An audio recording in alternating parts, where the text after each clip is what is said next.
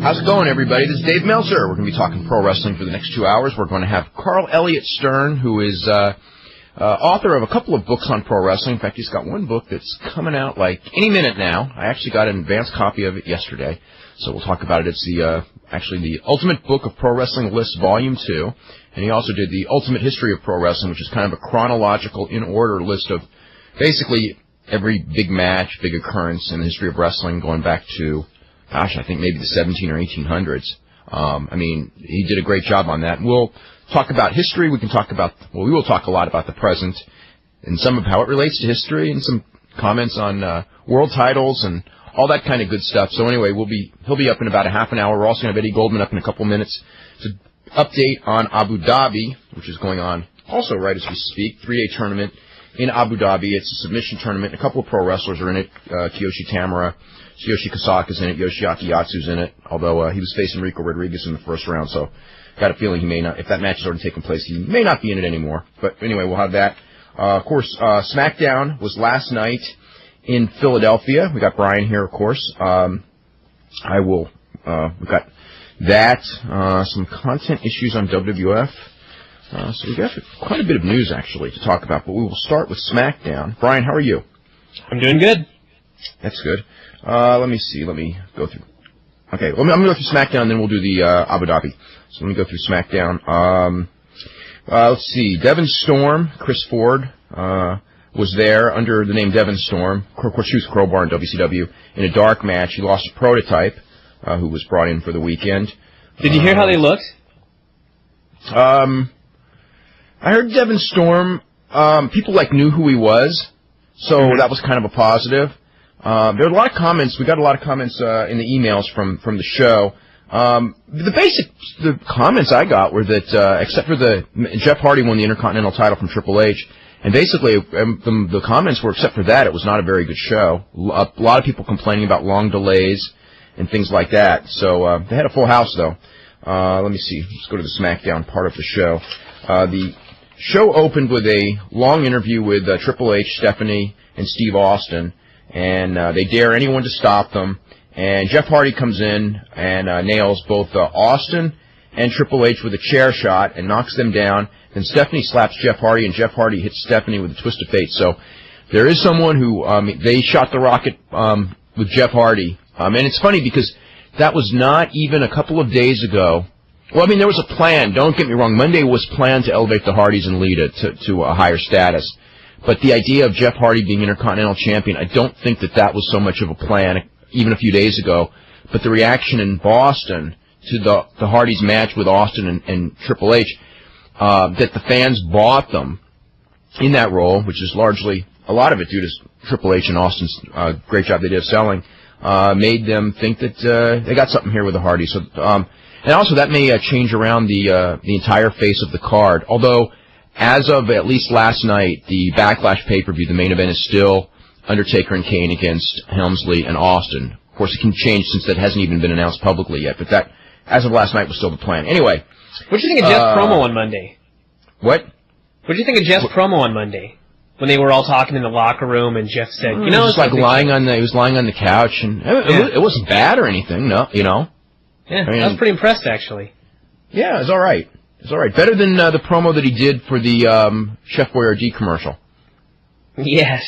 You know, the whole thing is, it was kind of like what I was talking about for the SmackDown show. I mean, this whole time, I've always seen the Hardys as pretty much being bigger stars than the Big Show. That's why I thought the whole idea of Big Show today, elevating the Hardys was like, how does that work?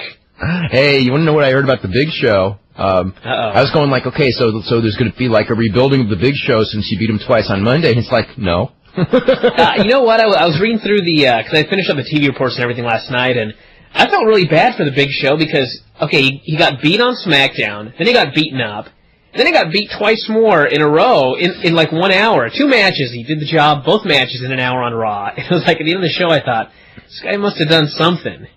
He didn't lose weight. He must have missed his weigh-in or something. He didn't lose weight. He's been told for months. And, you know, I mean... I gotta say one more thing about Big Show, by the way, and I don't want this to come off as sounding bad, because the interview on the website that we've been talking about, it really is a good interview. And I think that, like, 95% of the interview, he's being very honest, and, you know, it's good, but he had one comment about... Brian, real quick, is that interview up yet? I don't know if it's up, actually. I just got the copy like 2 days ago. I mean, I don't know. I assume it'd be up today. Yeah, if it's not, it'll be up in the next day or two, because it's actually was written. I think it's going to be up today at some point. But anyway, go ahead. He made one comment. He's talking about his weight, and he goes, you know, I got to tell you guys this. I'm really not fat. My belly, my stomach is just very large because of the acromegaly. And it's really very hard, and I'm only fat, like in my ass and the back of my legs, he said. And I thought... That's where he gets his fat. Yeah, that's what I thought, you know, Big Show had acromegaly, and it got taken care of before he even got into wrestling. And I seem to remember him in WCW. It got taken care of when he was still in college. Yeah, and I seem to remember in WCW, his stomach was nowhere near as large as it is today. So to blame his size on acromegaly, you know, 8 years after the fact, I don't know. Not at the end in WCW. Well, he was growing, but I'm just saying at the beginning, if this all had to do with acromegaly, why didn't he have a huge stomach at the beginning in WCW? Right. Yeah, no, I remember that one time on WCW when he had gotten up to like a legitimate 500 pounds at one point, which is heavier than I think he ever was in WWF. They did a flashback when he first broke in, and he was about 375 at that point. Yeah. And it was just amazing, like in 4 years or 3 years, whatever, it was like 3 years, how much weight he had gained. And, you know, when he came in as the Andre son for that first pay-per-view. Mm-hmm. But yeah, you're right, he didn't have a big belly then at all. Okay. But it's a good interview, so check it out. Yeah, it is. I don't want to completely run down the Big Show, because I kind of do feel bad for him today. Yeah. Then Triple H demanded an Intercontinental title match with Jeff Hardy, and Regal agrees and ends up scolding Jeff Hardy for putting the Twist of Fate on Stephanie. Albert beat Spike Dudley. After the match, Dudley's came in, made the save, but the finish was Spike Dudley got put through a table by Albert, which will be... Spike Dudley's getting pounded, too, for a while. Let's see. Deborah asks Dave Hebner where JR's locker room is. Okay, this actually is kind of funny. Anyway, they come back, and so anyway, William Regal, yells at Jeff about putting his hands on women, and then Big Show comes in and demands a match with Undertaker and Kane, and Regal says that he'll grant him his wish, but Big Show has to get a tag team to be his partners for a 3-on-2 handicap, so he's got to go and find himself a tag team. So anyway... Lita Remember that, by the way. Yes, Lita goes to interview Crash Holly, and Rhino beats him up. So anyway, Deborah is in Jim Ross's office, and basically trying to apologize for what Steve did, and just be like kind of the baby face. And then Steve Austin comes in, and accuses JR of hitting on Deborah, and then kicks JR out of Steve Austin's locker room, which was Jim Ross's locker room. Maybe actually this makes sense on TV, we'll see. China squashed Ivory. Stevie Richards then went to interfere, and she squashed him too. Let's see. The Big Show tried to recruit the APA. They said no, and they started making fun of him for being fat. So anyway, that's the deal on him. Everyone missed the weigh-in. Yeah, everyone's going to make fun of him for being fat. Then they did a 4-on-2 match. Edge, Christian, Angle, and Regal beat Benoit and Jericho when Angle pinned Jericho with an Olympic slam. Then let me see. After the match, you know what's kind of interesting about that is I think they're actually already teasing that Jericho's going to turn heel on him, because I guess they were doing like the segment to set the match up, and Jericho's the one that's kind of complaining about it. They have to do this handicap match, and Benoit's just like, "Come on, let's go do it." So they're portraying him as the tough guy that doesn't care, and Jericho's the guy who's kind of whiny. So I assume they'll turn. Yeah. Let's see. So after the match, they knock Edge and Christian out of the ring, and they put. See, one has the walls. Jericho would put the walls on Regal, and Benoit put the crossface on Angle. So that's what happened there. Let me see. Then Hardcore Holly against Rhino was kind of a non-finish. Rhino gored Bob Holly and the referee at the same time, so it was like no ending. And then Molly came in with a trash can, and I think Bob started using it. Wanted to chase Rhino, but Molly stops him, and Bob and Molly start arguing. So I don't know what that's all about. Let's see. Test and RTC. So anyway, RTC tried to recruit Test to join. So it's the same thing they did with Raven. Of course, he said no. Then Big Show goes to his second choice for a tag team, Kai and Tai. Good second choice there. Yeah. So anyway, Big Show. Let's see what Kai and Tai makes fun of Big Show. Saying, you know, he's really fat. Then Big Show makes fun of them, saying that they're Chinese, so that's nice. And then, yeah, that's an insult. Yeah, that was an insult. And then, so they're comparing being Japanese to being fat. No, they're Chinese. Oh, that's right. Okay. They're comparing being Chinese to being fat. And then they agreed to be his partner because he forgot to tell them who their opponents were. So then they come out and they find out it's Kane and The Undertaker, and they're not happy. And Big Show just walks out on them, and Undertaker and Kane, kill Kai and Tai. And when I say kill, I mean kill because Kane, the finish was supposed to be Kane doing the last ride on Sho Funaki, and he didn't do it good the first time and nearly killed him. Lost him somewhere. Anyway, at this point, the crowd is chanting, "We want Lawler," but it's during a commercial break. And I guess it was really loud, because everyone, I'd say just about every report I got mentioned how surprisingly loud that chant was, which is surprising in and of itself just because, it's been several weeks now. The first week, second week, it wouldn't surprise me. And it got worse because Taz got up and flipped the finger at the crowd when this was going on. So he was very upset. Test beat Val Venus. Maybe they wanted to keep Taz and replace Michael Cole. Yeah, maybe. Test beat Val Venus. Raven interfered as a member of RTC. And anyway, somehow or other, when this is all said and done, RTC either does their breakup or starts their breakup because Bull Buchanan and I think Bull Buchanan and Val Venus start fighting each other, and Goodfather starts beating up on Stevie Richards. So maybe it's the end for them, and it didn't come soon enough. Let's see. Jeff Hardy beat Triple H when Triple H beat up the ref, and then Matt Hardy ran in, hit Triple H with a chair shot, Swanton bomb.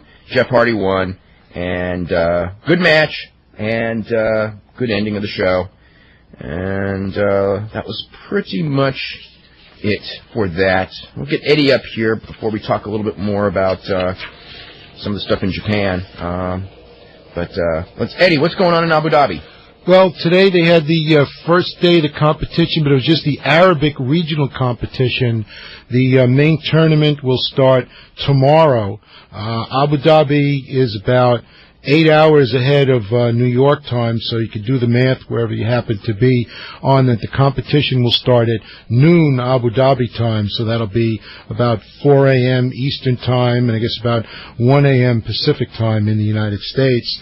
And it was just the Arabic regional competition, and we spoke earlier on my show, which of course is before yours, with Kid Peligro and Miguel Iturrate, some interesting results that took place. One of the things they pointed out, they have the under 65 kilo weight class was won by a fellow named Tariq Al-Ketbi, who's only 15 years old and a really young guy. And so he's somebody that they said is really amazing and look forward to in the future of hearing that name.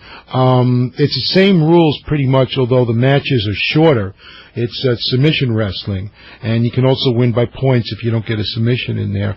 And I suggested it would be interesting to see, because I said, what level are these guys in the Arabic competition compared to the people that are in the main tournament? Because in the main tournament, you have a ton of Gracies. Hoyler Gracie is in there, Henzo Gracie, and many, many others, and people that are well-known, Jean-Jacques Machado and many others that are known to be really the greatest grapplers in the world. And I made a suggestion that maybe what they should do is that the winner of that Arabic tournament in each weight class would advance the next day to be in the regular competition, just to see how good some of these guys are.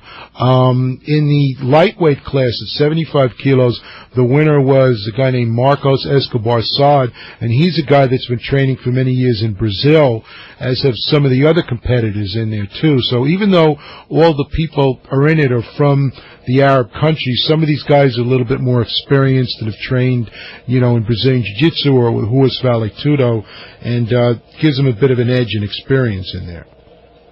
Now, was there a website that will be updated for results? Because I may be up real late tonight. I may want to check out, because actually if it starts at 1 a.m., there actually may be some matches before I go to bed tonight. Yeah, the Abu Dhabi Combat Club news page, the address is news.adcombat.com, and you can check that out. They're also there'll be limited access on a webcam. They're experimenting it with it this year. You got to have a high-speed connection, and they're only going to make it available to 200 viewers for 3 minutes at a time. So it's, limited bandwidth they're setting up, but at least you'll be able to see something. And I think eventually they want to put the whole thing up on the internet, which is why they're kind of experimenting at that time. So that's news.adcombat.com, and Miguel and the people there will be updating it as they go. Okay, good enough. And tomorrow, I guess we'll have. So pretty much most of the first round should be done in time for tomorrow's show, right? Yeah, they will be doing the first 3 rounds of matches. Then there are, in each of the weight classes, there are 8 matches in the first round of 16 competitors. So they'll do the first 3 rounds, just leaving the finals and the super fight for Friday's competition. Oh, so basically the whole tournament. So we'll know the championship matches tomorrow. Yeah, we should know them at the end of tomorrow, which will be the beginning of the day here. Later today, late tonight is the big night with most of the matches. Okay, that's cool. Very good. Okay. All right, thanks much, Eddie. Great. All right, thanks. Take care. I'm going to talk a little bit about Japan. What are the matches held? Just like a regular ring? It's like a mat, isn't it, Eddie? I've seen the tapes. Yeah, it's on a mat like you used in martial arts tournaments. It's not any ropes or. Yeah, it's not an elevated ring or a cage or anything like that. Right. Okay. And it's in the stadium, and it's like you know the whole story about Abu Dhabi, don't you, Brian? About the sheik and everything like that. Yeah. Not Ed Farhat. There's this like rich sheik, actual sheik, an actual real wealthy sheik who brings in the greatest fighters in the world, and it's kind of for him and his 1,000 friends. They're starting to open it up, though. From what I understand, tickets are on sale to the public, and there's an interesting story because Kid Peligro, who writes in the Abu Dhabi page, knew the sheik when he was in college, and they were also, studying jiu-jitsu together, and nobody knew this guy was a sheik, meaning he's one of the sons of the emir, which is the absolute monarch in Abu Dhabi. They just knew he was some guy from one of these Arab countries, and an Arab guy at school. An Arab guy at school. They didn't know that that he was in with the petrodollars, and he was just a regular guy because he didn't want to make friendships based on the fact that he was a sheik. And you mean he didn't try to pick up on girls like, hey, I'm a sheik and I've got billions of dollars? No, he didn't. I give him credit for that one. He didn't try to do any of that. And so later, when he finished college and he went back to his country, I don't think Vince McMahon would be so sorry. Yeah. Well, he went back to his own country and he invited Kid Peligro there, and people were saying, this guy's the sheik. He's the son of the king and all this. He's like, yeah, right, yeah, believe it. And then, of course, when he gets there, he finds that, oh man, he really is. So it's quite an interesting story. It defies a lot of the stereotypes that are out there. God, when you really think about that, though, how is a sheik supposed to go to college, without being incognito?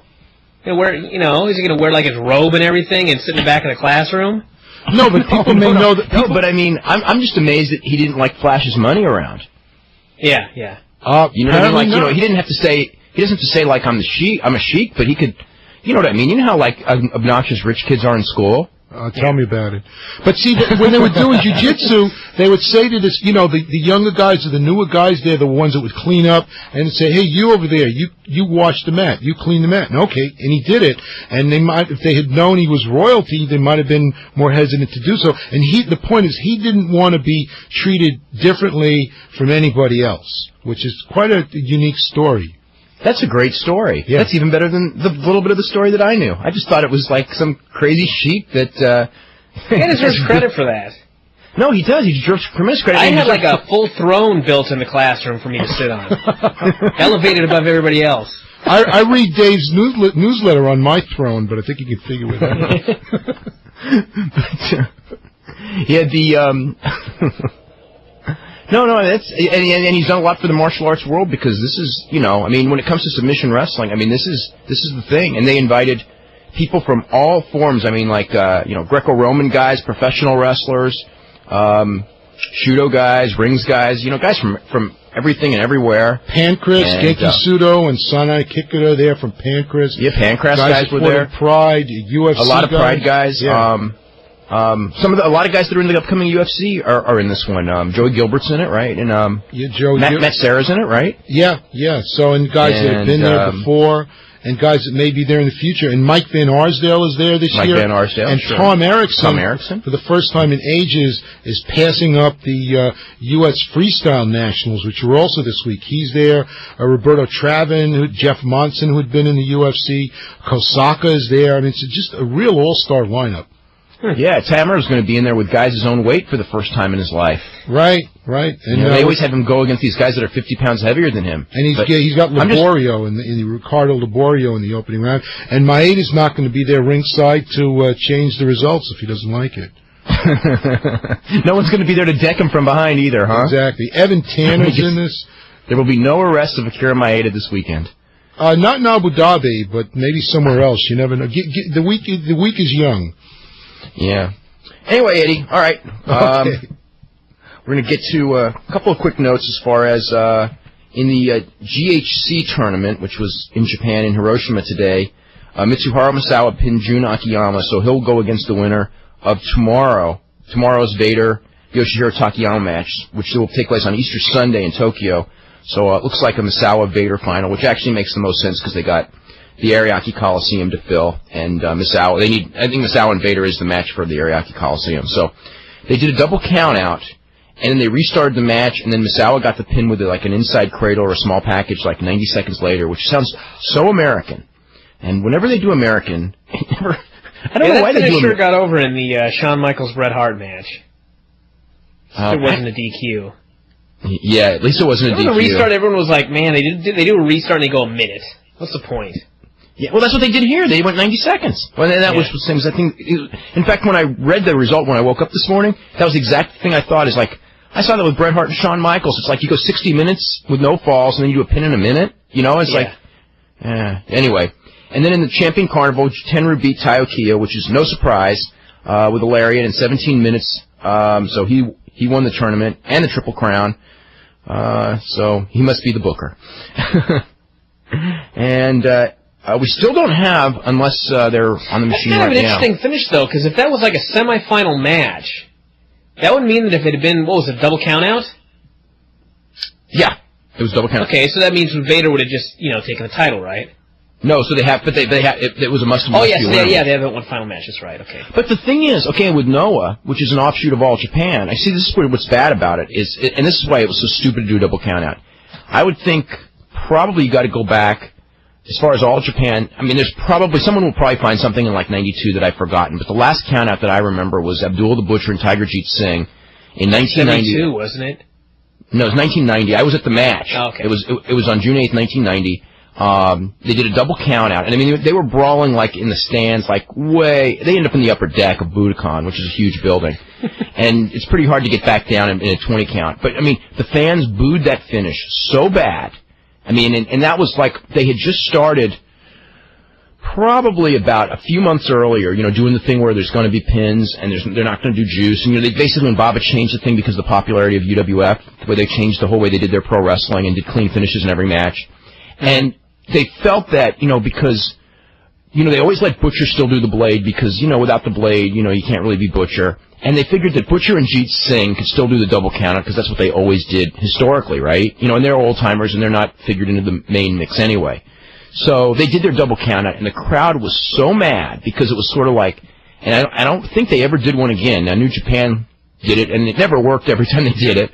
And I'm just shocked that like they would fight outside the ring in All Japan for all those years, and the referee just wouldn't count. And it was just understood that you don't do count-outs, and the referee would just tell them to get back in the ring. They'd get back in the ring. And to do a double count-out means they had to have counted, and that just, even though they came up and did a finish at the end, it's like they've just told people that we're going to do count-outs again, and it's like, why even tell people that? Because nobody wants it. Yeah. Anyway. So watching too much Raw. I don't know if they got that one from, but it is totally Americanized. I mean, New Japan, those guys are watching too much Raw. I think that's pretty clear. Bunch of other news. Rob Black did not win the mayoral race last night in Los Angeles. In fact, you didn't even know what the capital was. I thought that was hilarious when they asked him what the capital of Los Angeles was, and he said Sacramento. I thought that was really funny. The capital of Los Angeles. There is no capital of Los Angeles. No, okay. He did some interviews. They were hilarious. But he got, I think it was 739 votes, Wow. Probably more than he should have. That's like every fan that attended one of those shows. But that's scary. I mean, that's pretty impressive. Yeah, well, Vince got every single person that watched Raw. You have 20 million. Cast his vote that one night. Oh, he made no through the whole election. Yeah, XFL ended up doing a 1.5 both March 31st and April 7th. So those would be the two lowest rated primetime shows in the history of the Big Four networks. In fact, he would end up with I think that with the season over, I think he'd probably end up with like 6 of the lowest 8 shows ever. Somehow He'll be back next year though to try and break that record. Well, they ain't going to be back in primetime on NBC. I know that. Oh, you know what's funny is in the Newark Star Ledger... Okay, wait, hold on. Let's add all these up, because, they were promising, what, a 9.5? No, they were promising between 10.5 and 11 for the Cume, for the 3. Okay, let's say 10.5. Okay, so they did a 1.5 on NBC, and they did an 0.6 on UPN, and we don't have the TNN number, but, it's probably like a 0.4. Oh, wait, national, because it'd be national, so it's... they probably still ended up with an 0.4. So that's a 2.6. So they ended up at 1.521.25. Wow. That's horrible. Oh, yeah, that's horrible. Somehow, it's going to be justified, but I don't... God knows how. We tried the holiday thing yesterday. That didn't work. Yeah, there's always a holiday. Somebody on the Sunday one said that there was something on one of the other networks. There's always something on one of the other networks. Wasn't that the ping pong championships? The email we got yesterday? No, that was a joke. That was a joke. It was on, though.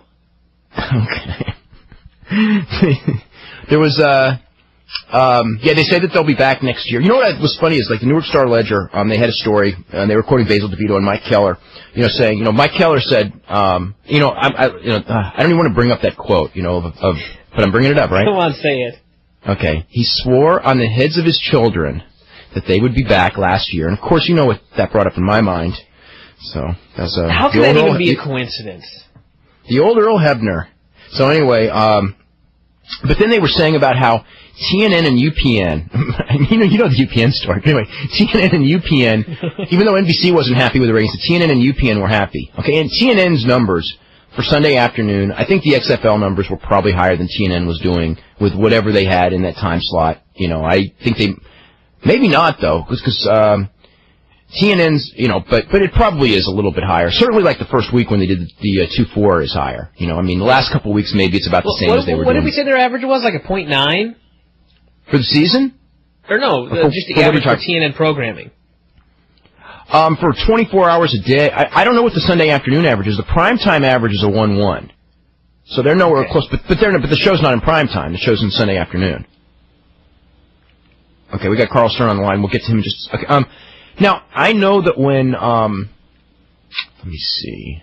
I have seen TNN things on Saturday afternoons, like what they do, and it's usually about an 0.3 to an 0.4. So they are slightly above... So they're probably slightly above what they were doing in those time slots. Now, UPN, the thing that the one with UPN is a riot because they go, we're ahead of... what UPN was doing in these time slots last year. And it's like, UPN didn't run Sundays last year. Well, they're telling the truth then. No, but those affiliates, you tell me those affiliates weren't getting those 6s locally? I guess some of them probably weren't, but I would think most of them were. Let's see what else we got here. How can they even think of continuing a league just so they can air a show on TNN that's going to get a 0.5? Well, Vince McMahon has said that without a network broadcast partner, they wouldn't continue the league. So if UPN drops it, and UPN has the right to drop it because they only had a 1-year contract. Now TNN has a contract. Even if UPN doesn't drop it, and they're getting a 0.5 on TNN and a point whatever on UPN, where's all this money going to come from to keep this thing alive? That is a mystery. That's the mystery of economics, which actually sold out stadiums. Well, that's not going to happen either, because the attendance dropped every week. They were, one of the things that they're, claiming was like they averaged 23,000. But, that's like, that's using those fake numbers to get that number. Yeah. It's like, I'm just like, it's like we had, 939,000 attendance for the season, but it's like, Yeah, but I mean, it was like, there were newspaper reports of these games where the attendance is listed as 25,000. The newspapers say there's 7,000 people there, and we know they're papering like crazy in all these cities. So it's like those numbers don't mean anything, Yeah. It's funny how the rating was so bad that didn't even have a chance to become a scandal. All this paper. Well, no one even knew about it because quite frankly, no one cared. Once they saw the rating, it was like, why even look any further? That was the whole story. Yeah, why look any further? They were promising an 11. They ended up the last week at a 2.5. Who cares what they did? That's basically that. The WWF. Are they gonna have to do make good too on all those ads?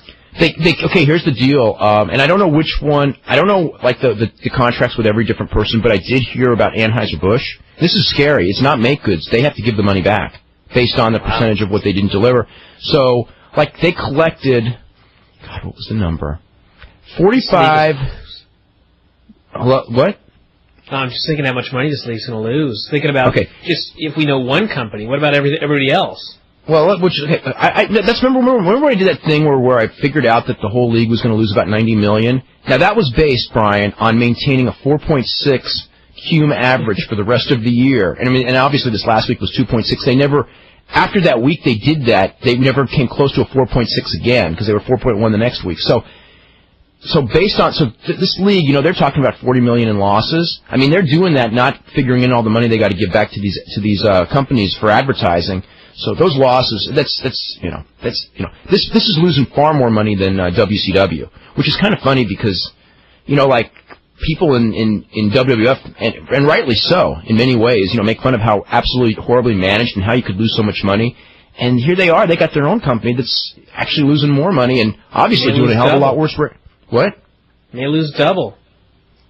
It's not going to lose double what WCW lost, but it's going to lose more than not double. If you predicted $90 million for 92 million.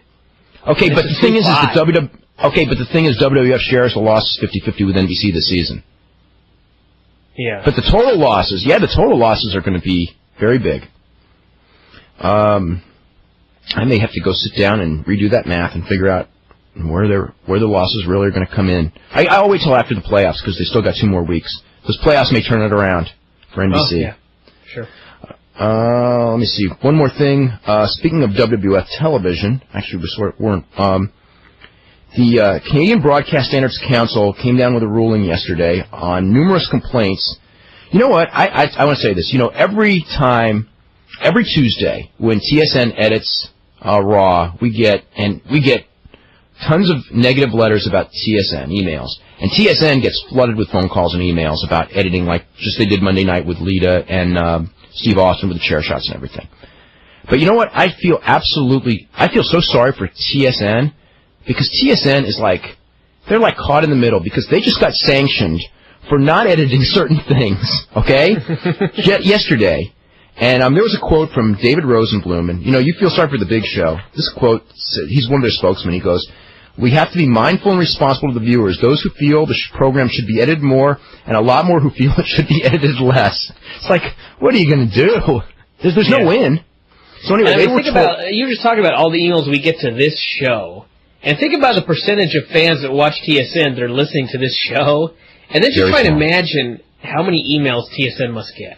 They're getting flooded every Tuesday when they edit something, but when they don't edit, and now that when they don't edit something, they're getting sanctioned too. I mean, you cannot broadcast this Raw and win, except for TNN because nobody cares, I guess, in this country. But anyway, they made some rulings regarding certain things over the last couple of years that they received numerous complaints about. So anyway, one of them was the Mae Young giving birth to a hand, and they ruled that quote, "the fact that the segment is absurd does not render it exploitive." So anyway, what they basically said was it was too silly to be taken seriously, and that was fine, and there was nothing wrong with that segment, except it was bad television. But you're allowed to do that. So, but anyway, where they did come down on were references to female. There's a Canadian Association of Broadcasters Sex Role Portrayal Code and Violence Code, and Raw has violated that code. And here are the ways. And this is basically a code. So anyway, the references to female characters as wearing a $2 walking suit. Now, do you remember that one? $2 walk. Who said that? I Probably Jericho, but I can't remember off the top of my head. I don't remember a $2 walking suit. The horny little she-devil, of course, that's Jim Ross, and a filthy, dirty, disgusting, brutal. Oh yeah, horny little she-devil. Yeah, I bet Terry. Lawler too. No, both of them. Ross has said. I can't remember Jim Ross ever saying that. Okay. Anyway, maybe something he'd say. Anyway. Okay. Well, anyway, clearly it was said because it was, you know. And the other one was the filthy, dirty, disgusting, brutal, skanky, bottom-feeding trash bag hoe, which was actually a catchphrase. So anyway, TSN has failed to provide adequate on-air viewer advisories during war regarding the content of the show, and they are now obliged to air a primetime statement that the channel has violated the sex role portrayal code. So anyway, that's what's going on there. With that, what does that mean? They got to apologize in prime time in the next couple of days for doing this, and they can't do it again. Okay. So that means they have to watch the sexist remarks made on these shows. So there's going to be more editing of those shows, and we're going to be getting more emails, and that's that. Anyway, we've got Karl Elliott Stern here. Karl, how you doing today? Hey guys. Hey, how you guys doing? We're doing really good. I want to mention that I got your book yesterday, or the rough draft of it. Yeah, no doubt. Yeah. Why don't you tell everyone about the book and when it's coming out? The book will be available April 27th. Right now, it's still at the publishers. They're putting the covers on them and so forth, but it'll be out April 27th. We are taking orders right now on the website and by mail, or just however you can get it to us for the it's the updated version of the book we did 2 years ago, and it's about twice as much material as in the one before. And we've added tag team rankings and listings and just a lot of oddball trivia stuff that any kind of history buff of wrestling, I guess, would like, and even modern day fans, folks. I mean, it's up to date. It's WWF and all the way up to the pre-WWF WCW, I guess. Everything's in there, updated and ready to go. You know, Dave, since I was on the show last time in October, I've actually finally bought a computer where I can hear the show without it buffering and being so horrible you can't understand it. And you guys do a really good job. I mean, you and Brian have great chemistry. I've actually laughed till my side was hurting the last few days, some of the stuff you've come up with. Thanks. Really good. I was also wondering, I heard you talking about the XFL earlier. I'm of the understanding that they're going to change the XFL name. Have you heard that? I have not heard that at all. Well, they're going to keep the letters, but they're going to change it to 10 fans left. So, which is about, I guess, how many are watching it on NBC now. So. Yeah, I guess. You know, one thing, since the last time you were on the show, wrestling's totally changed. Oh, no doubt. Every single day.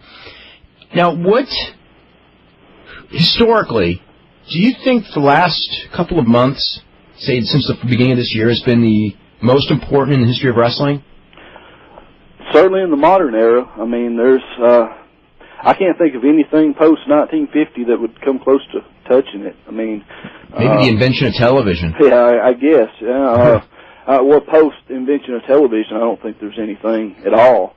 Even when the NWA was fragmenting off in so many different directions, I don't think it even remotely... Well, wrestling's so much bigger now. I mean, as we hear all kinds of numbers thrown out there, and I'm sure you know what the real numbers are, but, I mean, wrestling as a whole on the U.S. scene is so huge that how could anything come close to touching it? I mean, the money involved, certainly back in the, 60s, 50s, wrestling was drawing as big a crowds and bigger than they are now, but there was no way was the marketing infrastructure and things like that as massive as it is now. Everywhere you go, something wrestling's out there. You walk down the toy aisle of the Walmart, and wrestling stuff's all over it. You got wrestlers on everything.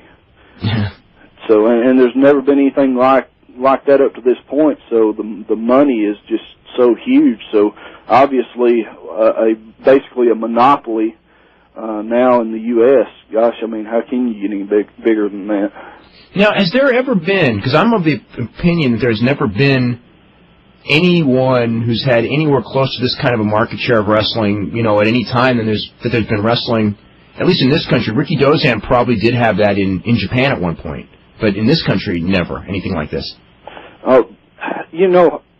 The heyday of Hulk Hogan, late 80s, but there was tons of competition then. Oh yeah, but even then, you think about now, there's so much more wrestling merchandise out there. I mean, and there's just nothing that can touch it. I don't know if you have the numbers that would compare total business incomes or something like that from, say, WWF in '88 to like now. I'm sure it's astronomically I would different. say '88 they were maybe. Let me see. Let me try to think of what I would be told for various years. I would think '88 was still pretty strong. Maybe 150 million. This year it's going to be 430. Oh gosh, see, So there you go. Over 3 times the difference. That's absolutely unbelievable. Is there anything new on the WCW time slot today? I've been kind of out of contact. The tentative plan is June 9th, 11 p.m. to 1 a.m. on TNN. Still basically the same thing then. Yeah. Any word on late contracts or anything like that? I guess the WCW guys still don't even know anything. No, I mean, I checked. I checked last night after SmackDown, and I mean the thing is, WWF is kind of. They're kind of, what's the word I'm looking for? I mean, it's bad for them because until Their Time hands are Warner, tied too, because Time Warner's not offering the buyouts yet. Yeah, until Time Warner starts negotiating buyouts with these guys, and I haven't talked to anyone. I mean, there's a whole list of guys, but 2 days ago I talked to one guy who knew everyone, and we were discussing like his moves and stuff. And I mean, he certainly hadn't heard, and he knew that Goldberg and Page and all those guys had not heard because they all basically have the same attorney now, John Taylor. And he had not heard anything from Time Warner about any negotiated buyouts. So until they start negotiating buyouts and guys accept buyouts, WWF can't even negotiate with these guys. So it's really tough. Yeah, is the merger holding anything up, or is this just red tape, drag your feet kind of thing? I got to imagine some of these guys are sweating. I mean, if I was working for WCW making, the unbelievable money some of those guys do, and I had no idea if I had a job, I'd be getting somebody on the case. I think the guys who are going to be terminated have already been told. Like some of the lower card guys, if they have a cycle. But Brian, there's all those guys that are on the bubble that nobody knows. Yeah. I mean, there's guys that I know of that they could be terminated tomorrow. You would tomorrow. either know if you're being terminated or you'd still be getting a paycheck. No, they're still getting a paycheck now, but you know what I'm saying? Yeah. But they may not be for they may not be 8 weeks from now. Mm-hmm. You know what I'm saying? I mean, there's a lot of guys like that. I mean, I'll just throw Jarrett's name out. Well, actually, Jarrett may have a no cut. But, the guys that have, cuts that haven't been picked up, Rey Mysterio, for example. I mean, he hasn't been signed by WWF. He's got a contract with WCW. It's got 90-day cycles. He hasn't been told they're cutting his contract. He just doesn't know. Yeah. I want to go to Alex in Puerto Rico since he's calling on a payphone. Alex, what's going on? Hello? Hey, Alex. What's going on? Yo, Alex, you're on. Is Brian Alvarez there? Yeah, Brian Alvarez is there. I subscribed to your newsletter. Okay. I still haven't got my free booklets yet. Okay. Yeah, we ran out a couple of weeks ago. Just get your address to me, and I'll send them out to you. Alexander Arce. Actually, I don't think you should give it on the air. Can you, do you have a computer with email? No. You don't? Okay, just send it via postal mail, and I'll get it to you. You got my home address, right? Yeah, what's your, just give me your first name. You probably don't have a lot of Alexes in Puerto Rico on the list. Alex in Puerto Rico? Hello? Okay, I'll get it out to you, buddy. Alexander Arce. Okay. All right, give it to me, buddy. Okay, you gonna mail it out? Yeah. Yes, he will. You have my address, right? I got it. Okay, and I'd like to ask you something. Is ECW gonna come back like the NWA did? No. They just filed bankruptcy. They're dead. When they died? Well, I guess officially they officially died Wednesday, but they really died in January. After guilty as charged, right? Yeah, a week later. I would like that to would have know. been their last show. WCW somewhere in Worldwide, is that still on syndication? WCW Worldwide, maybe, but if it is, it'll only be like for another week or so. Excuse me? If it is, it'll only be for another week or so. I'm not sure when the last episode is. I think they may have done the last episode already. I was wondering, what day is the new Nitro coming on TNN? Saturday night, 11 p.m. to 1 a.m. Starting June the 9th. Tentatively June the 9th. It could be June 16th. June 16th? It could. June 9th right now could be June 16th. Because my cable company, Centennial Cable, does not carry TNN. Uh-oh. You'll have to give him a call. A bunch of cheap asses. Yeah, you should give him a call and say I want. A lot of cable companies are like that. That's why Raw's not going. That's why I switched to a dish. It's like you watch those annoying commercials that say you switch to a dish, now you'll never get another girlfriend. Oh, that's right. Dave. Yes. There was this show in Hotijos on WrestleMania weekend, put on by the Iman Latin Wrestling show group here in Puerto Rico. They got some good stars. How was the shows? Did you go do any of the IWA shows over the weekend? No, I've seen it on Channel 12. Miguel Perez dressed up as a mummy. Right. He came out and started attacking Star Corporation. Yeah. I heard it was hot. And Shane the Clown Boy won the belt again in Bayamon. I heard that was an awesome match, too. Yeah, from a friend of mine told me. And he heard from the internet that Gran Apollo and Ricky Banderas are turning heel against Shane the Clown Boy. Yeah, Gran Apollo looks like he's going heel, yeah. I would like to know, since WWF bought WCW, right? Yes. Yeah.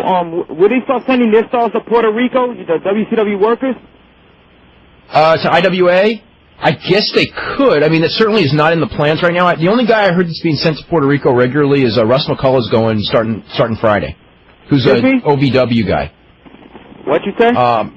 Russ McCullough. Rusty who? Russ He's McCullough. from Ohio Valley Wrestling. He's not on WWF TV yet. He looks like Kevin Nash. Unfortunately. Damien Till he got a haircut. looks like Kevin Nash. What? Yeah, he looks like Kevin Nash, Russ McCullough. I heard that he's going to be given the junior heavyweight belt again. Yeah, I think so. Okay. So is Ray Gonzalez going to the new WCW? I seriously doubt it. Seriously. Why you say that? Yeah. He's 8 times Universal Champion here in the WWC. I heard 12 times, but it doesn't really matter. But who's counting? I would like to know. I remember seeing Ray Gonzalez, years ago in Japan. He was pretty good. Don't you ever? Excuse me. I don't get tapes from Puerto Rico. I haven't seen a Puerto Rico tape in years, unfortunately. Well, I enjoy Brian's newsletter so much that I started telling my friend. And my friends couldn't believe that ECW died. And most of my friends couldn't believe WCW went out of business. Yeah, it's a sad day in wrestling. It's been a sad year. It's been a sad year in wrestling. Anyway, we got to go. Okay. Can I say something? Go ahead. Can you send me a sample issue of the Wrestling Observer? Yeah, Brian emailed me his address. He doesn't. Will do. And I'll send him an issue. Okay? We'll take care of you, Alex. Okay. Hey, Dave. Yes. Just as happen to have right here in front of me out of the Ultimate Pro Wrestling Book of List, actually a World Wrestling Council chapter. I've added it to the book, and I have Ray Gonzalez down as 7 times, if anybody cares, with the dates. And he just won it from Bronco a week ago or so. Right, that would make his 8th time there. And based on all of his previous wins, of course, you know who's the #1 guy on the held it the most list. Oh yeah, Carlos, obviously. Yeah, about 3,860 days is what I have. Ray Gonzalez is #2. 753 is what I have for him day-wise. Do you have any idea? How many titles, or how many times has Carlos won it? I have Carlos Colon down, and this is just what I could verify, and I believe this is going to be pretty much 100% there. I have him down for 17 times. Now, he's done Lawler's got him with that USWA. Oh, yeah, I've got, Lawler's got 400. Yeah, I've actually got a chapter in the book on it, too. Lawler is, 20-something, seems like right offhand. Yeah, that's right. I was including all those Southern title reigns going back to the 70s. No, actually, that is just the unified title, 27 times. Oh, no, I know. Including the Southern, it's got to be close to 100. Oh, gosh, yeah, at least that. Take a guess on, talking about the WWC Universal title, Colon was number 1, Gonzalez number 2. Who do you think would be number 3? You have any idea? I bet it will surprise you. That is really tough. Think about some of the guys that were around in the 80s, and, you might think about Hercules. A lot of guys had short reigns. I don't remember too many guys with long reigns. I mean, Karl Cologne. Karl Cologne is number 4. Oh, so I'm missing a guy. Yeah. God. It's not. Butcher? No. Butcher is 11th. Okay, who's number 4? Number 4 was Karl Cologne. Number 3 is Greg Valentine. Greg Valentine was in there 259 days. Well, I'm glad we didn't wait until I picked him. We'd be waiting a long time. And that's why where's Ronnie Garvin? Ronnie Garvin is, and I just flipped off the list. Ronnie Garvin is number 7. Okay. The top 10 are Carlos Colon, Ray Gonzalez, Greg Valentine, Karl Cologne, Hercules Ayala, Steve Strong at 6, and then Ron Garvin, Dory Funk Jr. at 8, Invader 1 at 9, and 10 is El Nene. I should have picked Ayala, just because when I used to watch Puerto Rican wrestling, he was always Carlos's rival. Right. But anyway. And for more totally useless trivia like that, you can order the new Ultimate Pro Wrestling Book of List. And the best way to get it, by the way, to get to my website, the easiest way is to go to kayfabemagazine.com. I have an article up on this show appearance, as a matter of fact. If you'll just click on that article, it'll take you right to where you order the book. That's the quickest way to get there, kayfabemagazine.com. Isn't that where you can get the Wrestling Gold videos, too? Yes, there is an article up about the Wrestling Gold video. I had no idea that was coming out. April 24th. Yeah, and I was reading the yesterday. I was reading the match listings on Kayfabe Magazine, and that looks like a pretty good set. Is there going to be a VHS version available too, or is it just DVD? VHS version and DVD. And, I know the article at Kayfabe sort of read like there would be one, but it wasn't real clear. Yeah, I know the DVD has me and Jim Cornette doing the announcing, which is actually, some of it is really, really funny. I can't wait to hear that. I was noticing something about the DVD version that is really neat. You can choose between you and Cornette or the original commentary. Wow, that's pretty sharp. How did you and Cornette do that? Did you do it like you were watching the match for the first time?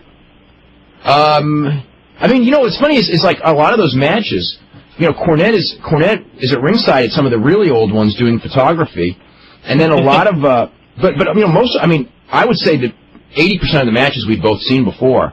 So we didn't do it like it was, we didn't act like it was live. We acted like we're going back 20 years and this is what was going on. And Cornette, Cornette's knowledge of that 1980s wrestling. When we talked, Brian, you and I talked about this anyway, there's nobody else in the world, in the world, who could have done as good a job as Cornette. In fact, looking back on that 2-day period that I spent doing those videos, if it was anyone but, because Brian actually at one point, in fact, it wasn't Cornette, it probably would have been Brian that would have done it with me.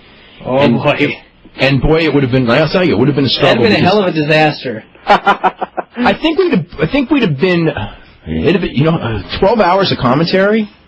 Oh, God. You know how hard it is to come up with new stuff? But anyway, there's no one, I think, in this world that I could have done it with, except for Jim Cornette, where it would have turned out that good. Because he was just coming up with all these stories. And, I know enough stories, but, he knows so many more stories about that time period and, living through that, and it was, those Indianapolis stories and Memphis stories, and you'll really be entertained by Cornette. I pretty much recommend it, and a lot of it's very funny too. Anyway, got that plug out of the way. Karl, talk to Al, because maybe we would be able to sell the book through this website here, the Yada website. Well, that'd be great, and I'd be glad to do something with the DVD too, if that would work out as being something possible. But I greatly appreciate that. I'd like to. Did you watch AAA last night by any chance? No, I haven't watched tape yet, but I have it coming. I didn't watch. You haven't seen Pride yet, have you? No. Okay. Charlie Manson's Fall. That would be on AAA Extreme, so that doesn't air in the States yet. Okay. Although they're doing the time slot for it. The only thing I watched last night was EML Almini's match, and it was incredible. And, not EML, AAA. And, most AAA stuff is so bad. And then I'm just like, I didn't watch any EMLL, and I just tuned in while I had a break last night, and they had this minis match, and I'm going like, oh my god, you know. And it was. Did they have like the full-size guys come out later? In the show? Yeah, probably, and they probably weren't. But I decided after watching AAA 2 weeks ago that if I ever have a mini counterpart, he better suck. Mini Chico? Yeah, he better be horrible. I was watching his show, and there's like mini Octagon Cito, and then like the big Octagon comes out and just looks hideous.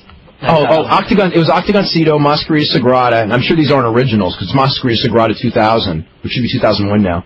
And then La Parquita, and these guys are just incredible. I mean, it's like, you know, I mean, like the big Parka at least is funny, but yeah, like the big Octagon, who's not even that big. I mean, God, you know, that mini is like 1,000 times better than he is.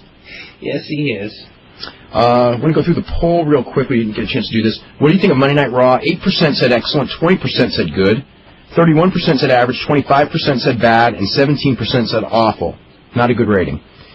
We have a poll. What is the greatest pay-per-view of all time? And don't send letters. We only had 5 choices, and I came up with about 15 of them, and I just had to whittle down. And anyway, they're AA when Worlds Collide, AAA when Worlds Collide, since that's the one that seemingly more people mention than any other as the best pay-per-view ever. So I figured I had to put that in. Then I took 2 WCWs and 2 WWFs. The 2 WCWs B would be the 1989 Great American Bash and the 1996 Great American Bash.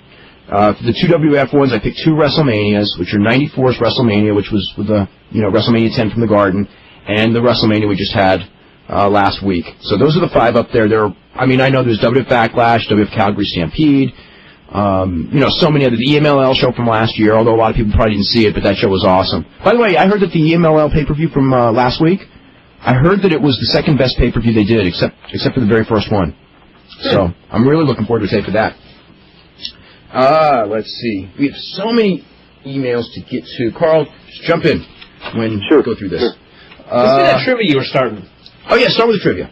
Okay, hey, remind me also, I've got a list I made up especially for this show before we get on. I don't want to give it out just yet, but I made up one of the 5 greatest issues ever of Wrestling Observer newsletter. So don't let me forget that one. Oh, wow. So that's especially for you. Okay, let's jump.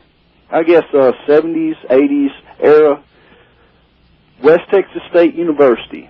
12 wrestlers came out of the university. How many can you remember just right off? I could probably do this pretty good. I may get almost all of them. Okay. Bruiser Brody, Stan Hansen, Dusty Rhodes, although technically, Terry Funk, Dory Funk. Correct. Bobby Duncombe, Tully Blanchard, Ted DiBiase, Manny Fernandez, Kelly Kiniski. Did I say Tito Santana? You just did. That's 11. Just rather depressing. Okay, so I'm missing one. God. Let me think. Billy Gunn.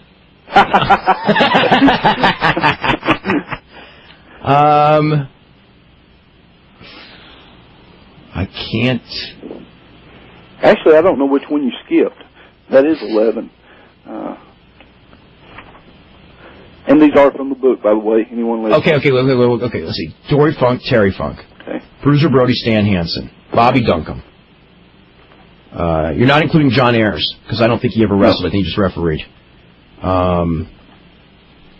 Tully, Manny Fernandez, Kelly Kiniski, Ted DiBiase. Dusty Rhodes. I don't know. Okay, Barry Windham. I knew that one. I just didn't come up with it. And actually, 2 honorable mentions, really. Dick Murdoch, he didn't really go, but told everybody he did. He didn't go. That was a myth. Right, yeah, but he told everybody he did. Put me on the list, then. Yeah, he's not on the list. Do you know the story about Dick Murdoch in the alumni game? Oh, yeah. I actually read that in your newsletter. I had no idea. Brian, do you know the story? I don't think I do. Okay, Dick Murdoch never played football at West Texas State, but always said that he did. So anyway, one year, he showed up and played in the alumni game and, killed everybody. And he never even played. He was never even a football player, and he just killed, all the guys on the varsity. And he showed up at the alumni game and, oh, my God, everybody thought he was, some superstar, that played in the NFL that came down there, and he never even played college. But isn't that amazing? Great wrestling story. 12 people from that one college.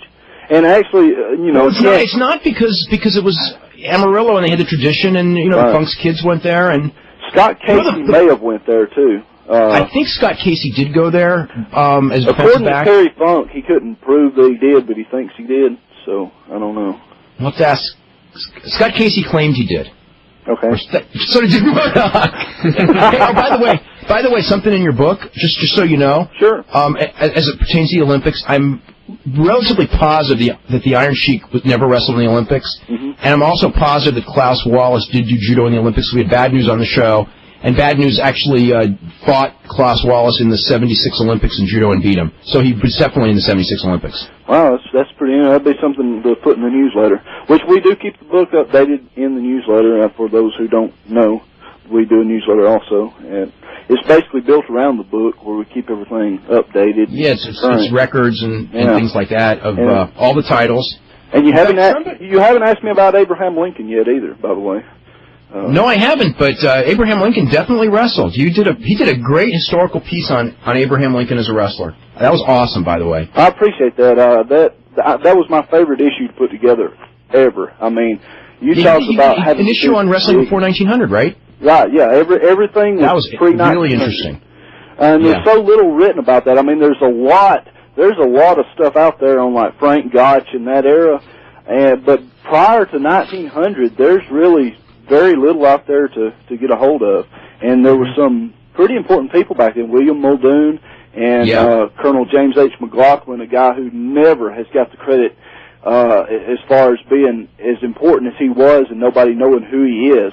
A lot of people know Muldoon because, of course, he was president of the New York State Athletic Commission for years, but everybody has never heard of James H. McLaughlin, and he was as important a star, maybe not as important in the long term because Muldoon did a lot of other things, but in the ring, McLaughlin was probably Muldoon's equal, in my opinion.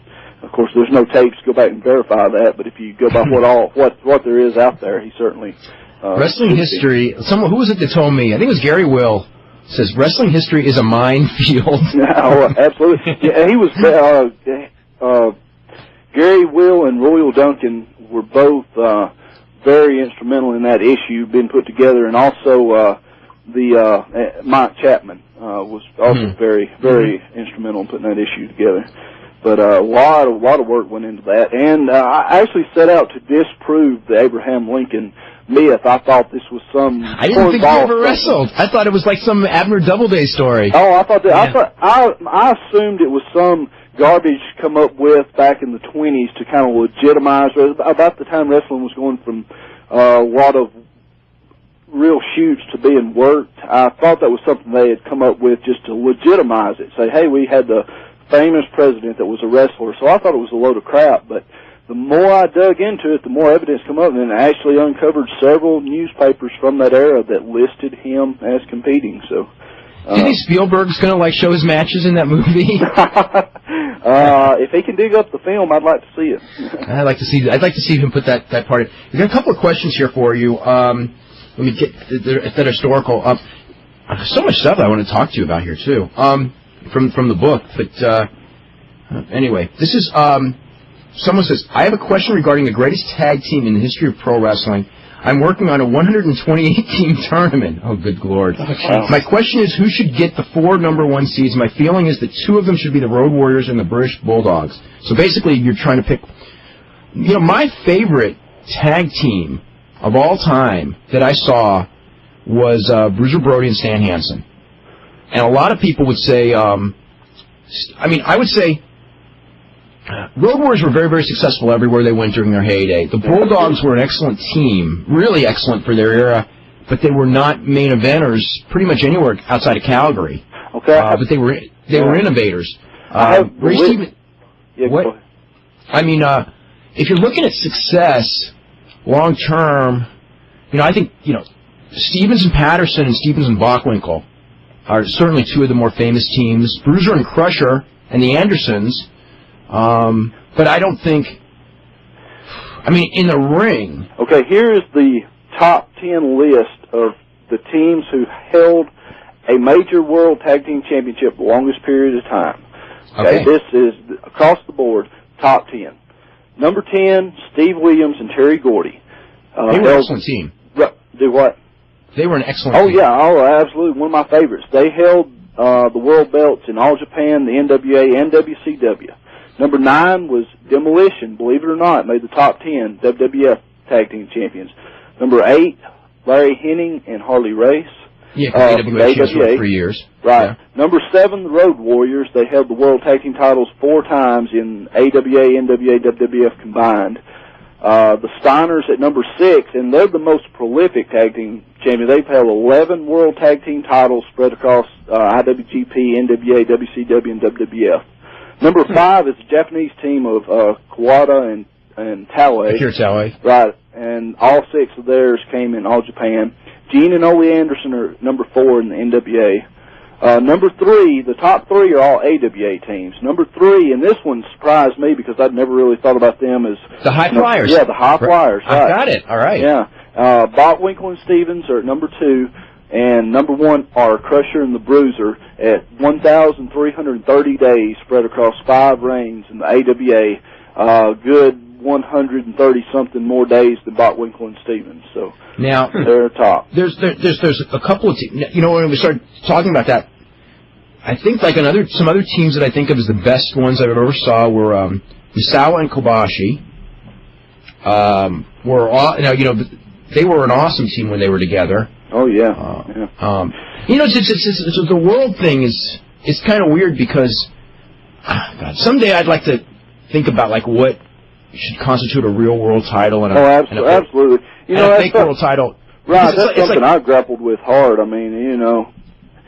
Yeah, because like to me it's like there's no such thing as, except for WWF right now, there's really no such thing as a worldwide, and I guess NWA World Heavyweight was a real worldwide championship because they went to Japan and New Zealand and everywhere. But those are really the only ones where the guys actually traveled everywhere and were recognized everywhere as main event world champions, because AWA was still more, I mean, it was a huge regional, a very well respected regional, but still a regional. WWF was a regional until they went national. Correct. On the list I've compiled and kept together, the criteria I used were basically, I mean, there's really no hard criteria. I basically just took every group that is generally considered to be, quote, a world title. And nowadays, because they don't travel the world very often, not like the NWA did, you got to go by company size and prominence and things like that. But I think it'd be hard to argue with the ones I have in there. And I do have an argument. Yeah, I've drawing power. Right, exactly. I've added a minor world title section to this book because there was such, whether certain ones should be in there. I've added WWA out of California, the USWA Unified title, the World Class title after they split with NWA, and some of those groups, the Universal title and such. I've actually put a whole chapter in there of what I deemed minor world titles. Of course, who can say, really? Well, the thing is, okay, where I would look at it is, if a group is the dominant group in an entire country, and like when the country's like really over, and it's like I mean, the EMLL lighter weight titles to me have more significance. I would say the heavyweight though, and they never really had a world heavyweight except the CMLL world heavyweight. They never really took seriously, but certainly the old NWA titles when Santo and those guys had it, middleweight, welterweight, and light heavyweight were probably far more significant than anything except for a few major titles.